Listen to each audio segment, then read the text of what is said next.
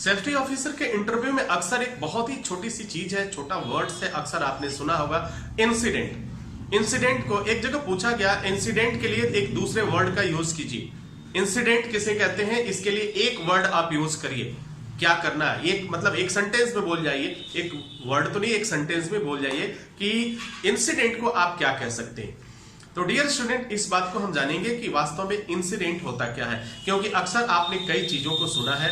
Accident सुना है आपने, नियर मिस सुना है आपने, इंसिडेंट सुना है आपने, और भी सारी चीजें आपने सुना। तो वास्तव में इंसिडेंट क्या है? इंसिडेंट शब्द जो आता है, इस ये टर्म यूज किया जाता है, आखिर किस लिए यूज किया जाता है, तो इस बात को हम जानने की कोशिश करेंगे।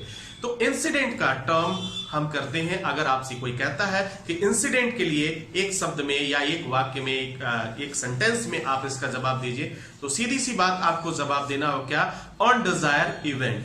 क्या याद रखिएगा, अनडिजायर्ड इवेंट। अगर अनडिजायर्ड इवेंट है तो वह क्या कहलाएगा, इंसिडेंट कहलाएगा। और इंसिडेंट के अंदर जो चीजें होती हैं वो क्या क्या होती हैं। अगर क्वेश्चन ये पूछा जाए कि इंसिडेंट के अंदर और भी कौन कौन सी चीजें इन्वॉल्व होती हैं, तो आपका जवाब होगा इंसिडेंट के अंतर्गत damage, death, injury, ill health involve होता है। यानी 4 चीजें इन्वॉल्व होती हैं। प्रमुख रूप से कितनी चीजें इन्वॉल्व है, 4 चीजों का इन्वॉल्व होना जरूरी है। अगर इन 4 चीजों में से कोई भी एक चीज है तो उसे हम इंसिडेंट कह सकते हैं। जैसे इल हेल्थ हुआ, इंसिडेंट, ठीक है, डेथ हुआ, इंसिडेंट, अब उसके बाद इल हेल्थ हुआ, इंसिडेंट, डैमेज हुआ, इंसिडेंट कह सकते हैं।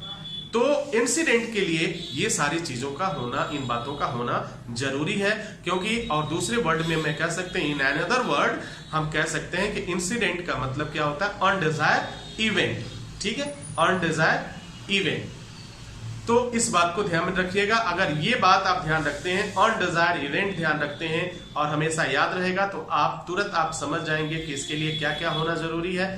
तो इसके लिए डैमेज होना जरूरी है, डेथ होना जरूरी है, इंजुरी जरूरी है, और क्या, इल हेल्थ। ये 4 चीजें इसके लिए जिम्मेदार होती हैं। अगर ये 4 चीजें हैं तो फिर आपका इंसिडेंट होगा, और अगर 4 चीजों में से नहीं, एक भी चीज नहीं है, तो फिर उसे हम इंसिडेंट नहीं मानेंगे। उसका स्वरूप बदल जाता है और फिर वो क्या हो जाता है, और फिर वो बदल करके नियर मिस कहलाने लगता है। जी हाँ, वो क्या कहलाने लगता है, नियर मिस। तो इस चीज को समझिए और इनको कोरिलेट करिए और देखिए कि आपके सारे जो क्वेश्चंस आंसर है वो बहुत ही क्लियर हो जाएंगे।